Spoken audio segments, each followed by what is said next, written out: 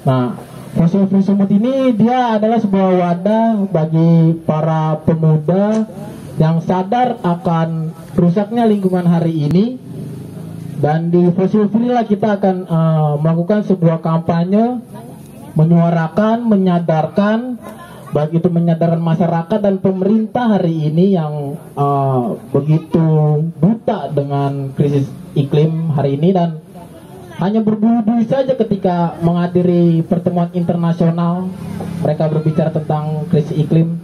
Nah, di Fossil Free ini dia terbentuk dari sebuah pelatihan ya, sebuah pelatihan yang kami turun langsung ke lapangan mewawancarai masyarakat yang terdampak dengan aktivitas PLTU Pangkalan Susu.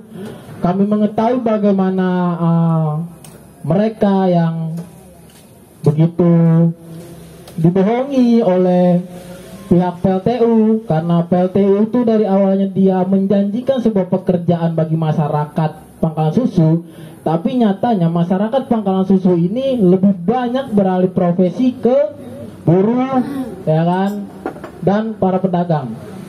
Maka dari itu para nelayan terus petani di Pangkalan Susu itu mulai sedikit, dan hasil tangkap mereka pun juga makin sedikit kan. Bahkan tanaman-tanaman di Pangkalan Susu itu lebih banyak rusak mereka karena partikel-partikel kecil, debu-debu yang dikeluarkan oleh terobong-terobong asap PLTU itu menyebar dan merusak lingkungan, merusak tanaman masyarakat, dan akhirnya masyarakat gagal panen kan. Ya begitulah. Mungkin kita kenal sedikit nih sama narasumber kita. Mungkin boleh dijelasin nih sedikit aja dari Bu Tina, kenalin nama sama dari asalnya gitu kan, rumahnya gitu. Halo, nama saya Yeni Agustina, berasal dari kota Pangkalan Susu.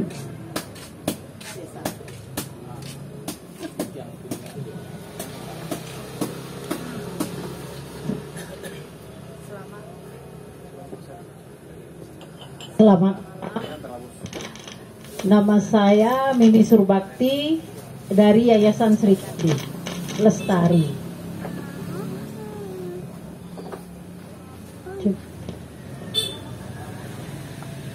Selamat malam. Nama saya Nur Hayati. Saya berasal dari Desa Pintu Air, tepatnya Pangkalan Susu. Saya termasuk warga Pangkalan Susu yang terkena dampak dari polusi abu batubara, PLTU terkena ring satunya. Assalamualaikum, selamat malam. Saya Fitriani. Saya juga berasal dari Pangkalan Susu. Terima kasih para narasumber yang udah memperkenalkan dirinya. Nah, nanti di akhir film ini kita menonton, kita juga bakal bertanya-tanya nih sama narasumber, ya kan? Apa sih sebetulnya yang terjadi di sana kan? Terus bagaimana mereka melakukan kehidupan sehari-harinya akibat tercemar oleh polusi udara PLTU kan? Kayak gimana nih Kak? Udah bisa kita tonton filmnya atau bagaimana? Oh, kita masih menunggu waktu lagi nih kawan-kawan, saudara-saudara untuk nobar filmnya.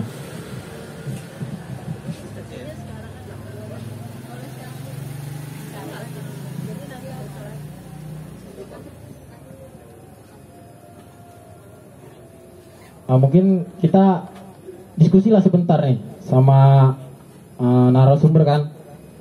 Aku pun tahu dulu nih dari Yayasan Sri Kandi nih. Bagaimana Yayasan Sri Kandi ini melakukan penyadaran terhadap masyarakat di Pangkalan Susu untuk melawan gitu, berjuang agar lingkungannya tetap bersih. Boleh dijawab Ibu Mimi?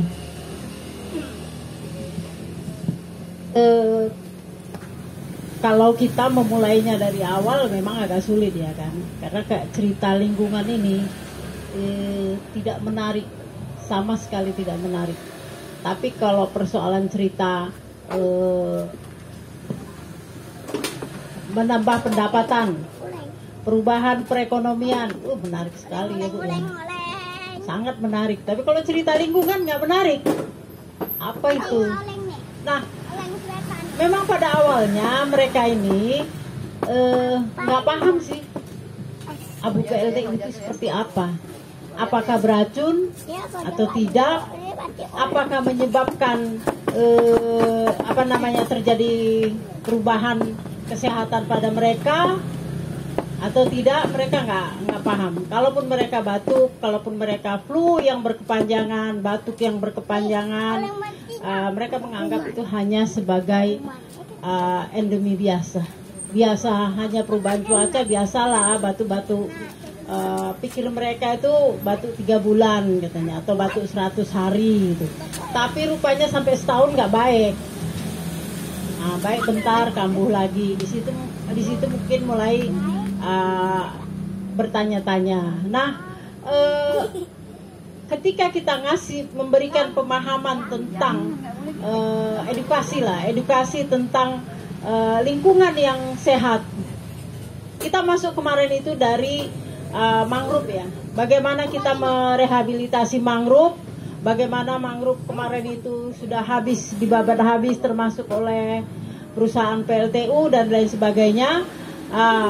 Tambak-tambak dan perkebunan sawit. Nah, kita masuk dari situ penyadarannya pelan-pelan kita lakukan penyadaran itu berkisar sekitar 2 tahun.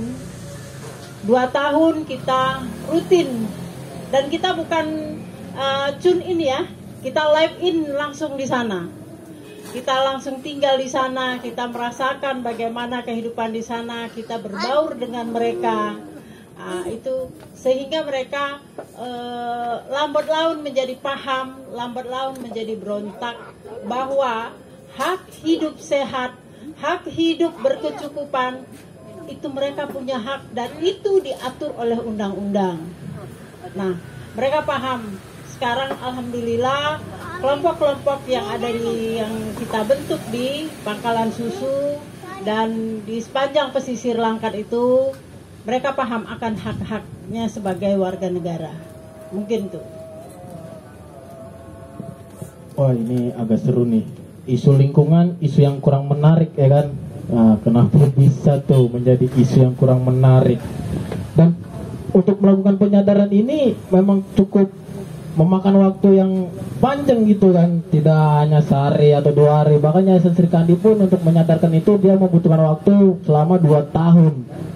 Cukup menakjubkan juga proses perjuangannya ini kan. Nah, untuk narasumber dari pengasuhnya sendiri nih, dari Ibu Tina, boleh jelasin Bu, apa sih dampak yang langsung dihadapi sama Ibu? Dampak nyatanya dari PLTU? Dampak nyata yang saya alami sendiri ya. Suami saya tidak lagi menjadi seorang nelayan. Suami saya bekerja merantau keluar daerah dan kami pun keluarga ditinggal sendiri di rumah. Dan saya pun untuk memenuhi dan membantu perekonomian keluarga, saya pun menjadi buruh lepas. Jadi saya pun bekerja di sawah atau jadi buruh cuci atau jadi apa sajalah yang bisa saya hasilkan menjadi uang, tenaga saya menjadi uang. Jadi saya pun menjadi seperti itu karena dampak dari PLTU sendiri. Kalau dulu suami saya menjadi nelayan, saya tidak payah bekerja. Hasil dari ikan-ikan itu cukup dan kami bisa berpikir hasil ke laut pasang ini mau dibeliin apa ya, mau dibuat apa ya. Tapi sekarang yang nelayan-nelayan yang sekarang jangankan untuk berpikir untuk membeli sesuatu, untuk beli beras saja 1 hari udah sangat lumayan. Jadi dampaknya itu sangat berpengaruh besar bagi kami yang nelayan. Sekian dan terima kasih.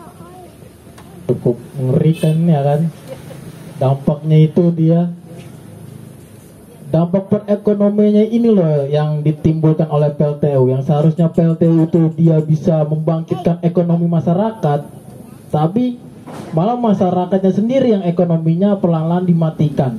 Yang tadinya nelayan, akhirnya dia beralih profesi menjadi buruh lepas, sehingga Ibu Tina sendiri pun menjadi tulang punggung keluarga ya kan, untuk pendidikan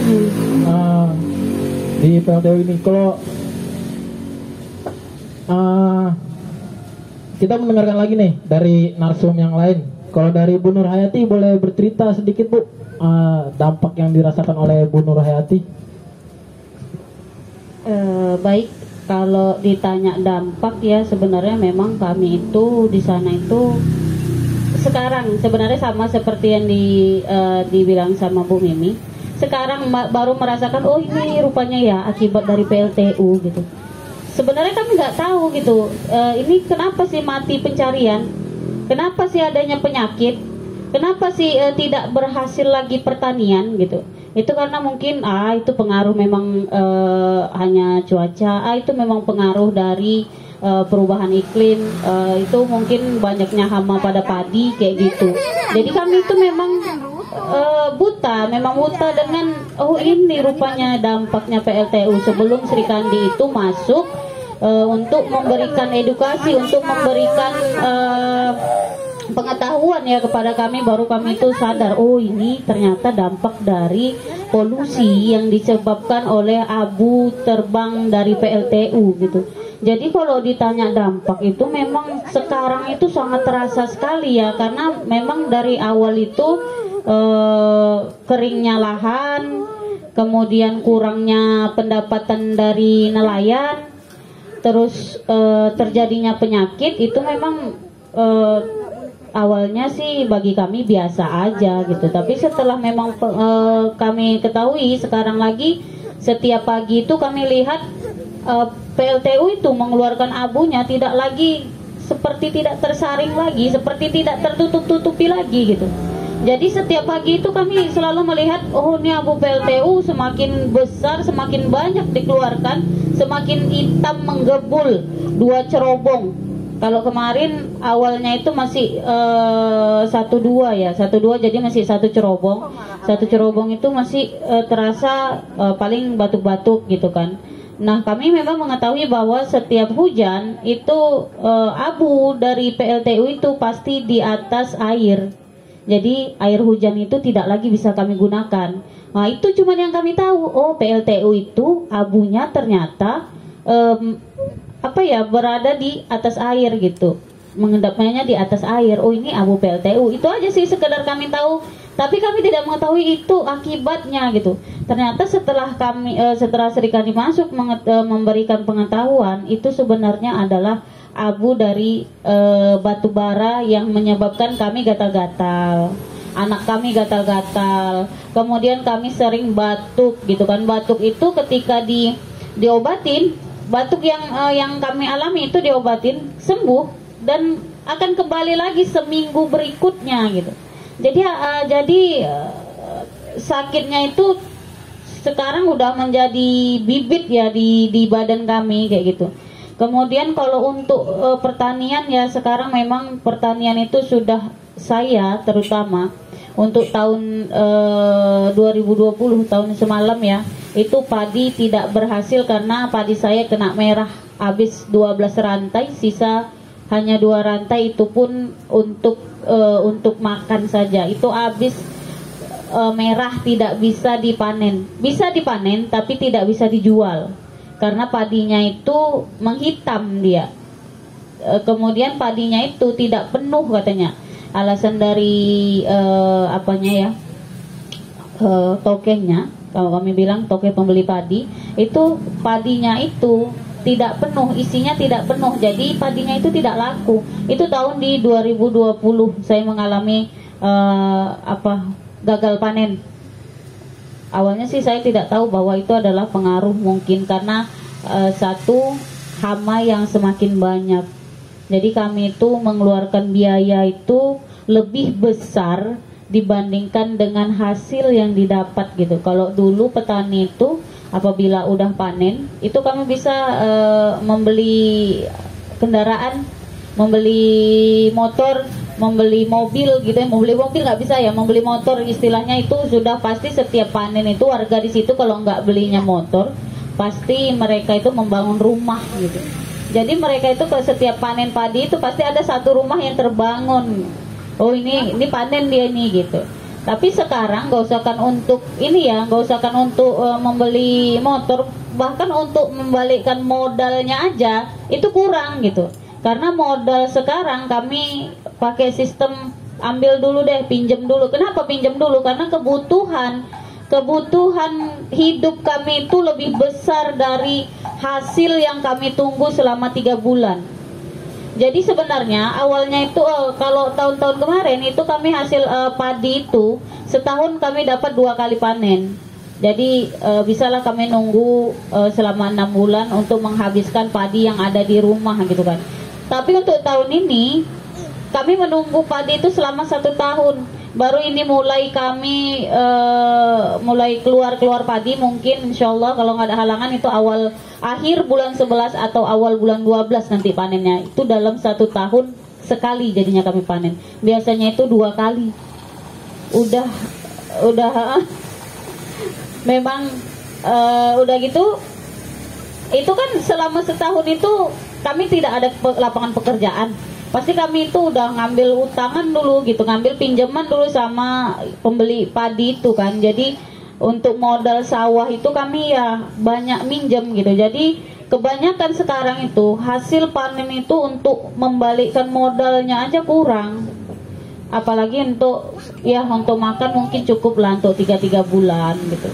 Tapi kalau misalnya nanti kita nanamnya lagi lebih dari 3 bulan, maka berhutang lagi kayak gitu. Jadi itulah untuk petani memang sangat memprihatinkan sekali untuk saat ini, karena padi biarpun ada hujan gitu kan, kami kan di sana itu tak ada hujan itu sangat cepat sekali airnya itu mengering. Airnya itu cepat sekali mengering gitu. Kalau misalnya hujannya seminggu sekali, ya udah airnya bakal kering lagi gitu. Jadi untuk jadi memburu air sih, kalau saya bilang memburu air nih, pas datang air ayo nih cepet nih kita membajak sawah nih, ayo cepet kita tanahnya gitu. Kalau enggak bakal kering lagi kan, bakal nggak bisa ditanam lagi, dah pasti gagal panen kayak gitu. Terus itu ketahanan dari tanahnya itu, ketahanan dari tanah padi itu kita nggak tahu apakah akar padinya yang tidak menopang di tanah ataukah tanahnya yang tidak menahan padi, nggak tahu. Karena sampai sekarang saya lihat ketika hujan yang agak deras sedikit, padi itu tumbang gitu. Beda di tahun-tahun yang lalu gitu, angin badai pun padi itu nggak mau tumbang sampai lengket ke tanah gitu. Sekarang hujan sedikit itu padi tumbang, padinya itu jatuh ke tanah seperti itu nggak tahu apakah penyebabnya, mungkin itu juga gitu kan. Yang kemarin saya lihat itu banyak memang ada di sekitaran Sesiur, itu memang saya lihat padi itu juga ada yang gosong sebagian gitu. Yang saya lihat itu yang di pinggir-pinggir pasar, nggak tahu saya yang di belakang-belakangnya. Udah, mungkin itu aja, nanti ada tambahan dari Ibu Fitri. Sekian dari saya. Sampai saat ini kita udah tahu nih dampak dari PLTU kan, dia berdampak di ekonominya, terus dari bidang pertaniannya. Nah, kita mau dengerin dikit lagi nih dari narasumber, ya kan, dari Ibu Fitri. Boleh jelasin Bu, dampak nyatanya yang terdampak sama Ibu. Selamat malam. Kalau dari saya sih memang ya benar-benar terdampak lah. Nah, salah satunya saya lah yang benar-benar terdampak dari mulai kesehatan, seperti anak saya sendiri yang terkena gatal-gatal yang awalnya sih saya nggak mengira kalau itu terdampak dari asap atau debu batu bara, karena waktu saya bawa ke puskesmas ini hanya sekedar alergi, tapi ternyata itu kesembuhannya itu lama sekali gitu kan. Nah, terus ada yang mengasih solusi bahwasanya ini alergi karena udara, karena hawa gitu. Karena kan yang kami rasakan itu hawanya itu panas, apalagi kalau setiap pagi kami itu mencium bau asap yang menyengat gitu kan. Dan kalau udah panas itu nanti menimbulkan seperti kayak biang keringat gitu, dan jadinya itu gatal-gatal gitu. Dan apalagi buat anak-anak kan mungkin kan kulitnya itu terlalu sensitif, jadi kan dia nggak bisa bertahan gitu karena harus kulitnya itu gitu.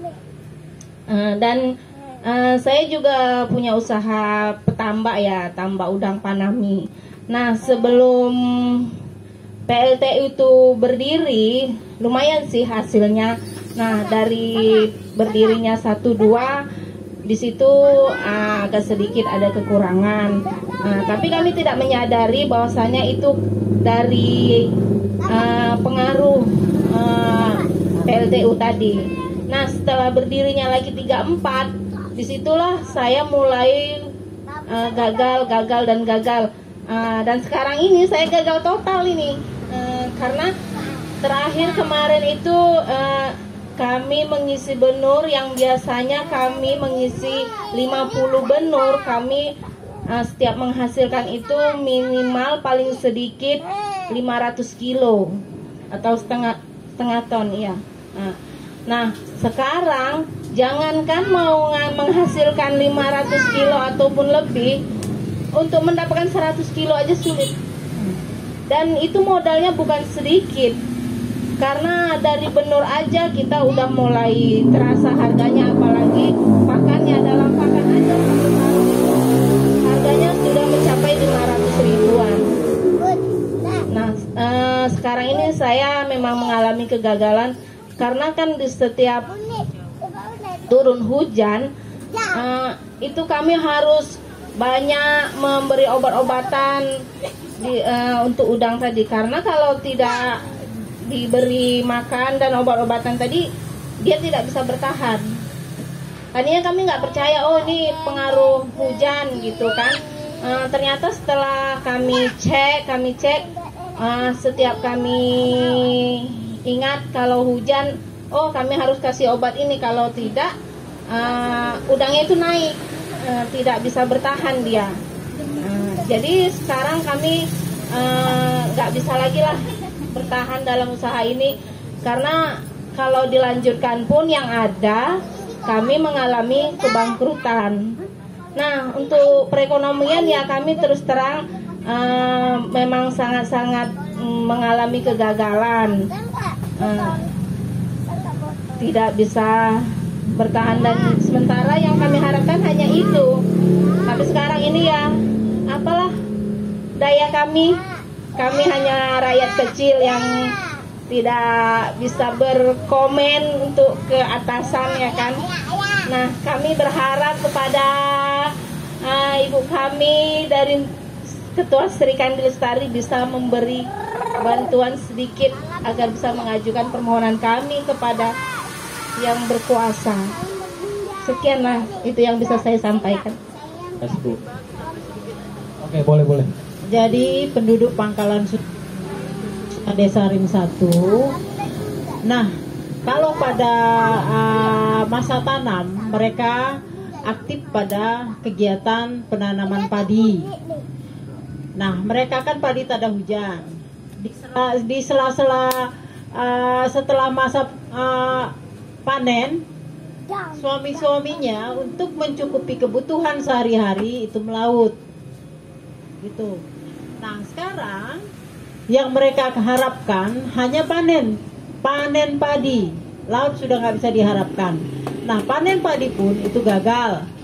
Nah, kemarin itu padi-padi sudah mulai menyembul buahnya, datang banjir rob yang luar biasa. Jadi sepanjang pesisir Langkat itu kena banjir rob.